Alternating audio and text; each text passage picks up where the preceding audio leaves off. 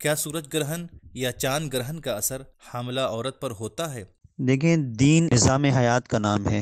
دین ہمیں بتاتا ہے کہ تمہیں کس طرح سے زندگی گزارنی ہے اور کس طرح سے تم اپنی زندگی میں پرفیکشن حاصل کر سکتے ہو، کس طرح سے کمال حاصل کر سکتے ہو۔ تو دین نے جب ہمیں ایک منظم ایک دستور حیات دیا ہے تو اس میں اس بات کا لحاظ رکھا ہے، جو چیزیں ہمارے نقصان کا سبب ہیں دین نے اسے روک دیا ہے۔ اگر زیادہ نقصان ہے تو حرام کر دیا، اگر کم نقصان ہے تو مکروہ قرار دے دیا۔ فائدے کی چیز ہے، اگر بہت زیادہ اس کے لیے فائدے کا حصول ضروری ہے اور اگر نہیں کیا تو ہم بہت بڑا نقصان ہمیں اٹھانا پڑے گا، تو اس کے واجب قرار دیا ہے۔ اور اگر کہیں پر ایسا ہے کہ اگر کرو گے تو بہت اچھی بات ہے، نہیں کرو گے تو بہت زیادہ وہ نہیں ہے، تو یہاں پر دین نے اس چیز کو مستحب قرار دیا ہے۔ اب جہاں مسئلہ چاند اور سورج گہن کا ہے تو وہاں پر عام طور پر پرانے زمانے سے یہ بات چلی آ رہی ہے کہ خواتین اگر حاملہ ہیں اور پیگننسی میں وہ چاند یا سورج کی طرف نظر ڈال رہی ہیں، اگر ان میں گہن لگ رہا ہے تو ان کے لیے نقصان کا سبب ہے۔ تو یہ وہ چیزیں ہیں کہ جو پہلے سے چلی آ رہی ہیں، لیکن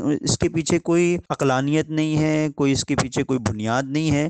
دین نے جن چیزوں سے روکا ہے اس سے رکنا ہے، اور جن چیزوں کی طرف توجہ دلائی کہ اسے انجام دینا ہے اسے ہمیں انجام دینا ہے۔ کسی نے یہی سوال رہبر انقلاب اسلامی آیت اللہ عظمہ خامنئی سے کیا تھا، تو آپ نے جو جواب دیا میں آپ کی خدمت میں اسے پیش کر رہا ہوں کہ آغا نے جواب دیا تھا کہ یہ ساری وہ چیزیں ہیں جن کی کوئی عقلانی کوئی بنیاد نہیں ہے۔ آپ کو جو ضروری ہے آپ کے لیے، جسے آپ کو عمل کرنا ہے، وہ یہ کہ آپ دھیان رکھیں کہ واجبات پر عمل ہو، حرام سے بچیں۔ اور روایت میں ہے کہ پروردگار کے سامنے انسان جب واجب کو ادا کرتا ہے تو پروردگار کو جتنی خوشی ہوتی ہے کسی اور چیز سے نہیں ہوتی۔ مستحبات کو انجام دیا جائے، اول وقت انسان نماز پڑھے، تلاوت قرآن کریم کرے، یہ وہ ساری چیزیں ہیں کہ جس کا مطالبہ دین نے کیا ہے۔ اب باقی چیزیں تو دنیا میں بہت ساری باتیں ہوتی رہتی ہیں جن کا تعلق خرافات سے ہے، حقیقت سے نہیں ہے، اور ہمیں ان کی طرف دھیان دینے کی ضرورت نہیں ہے۔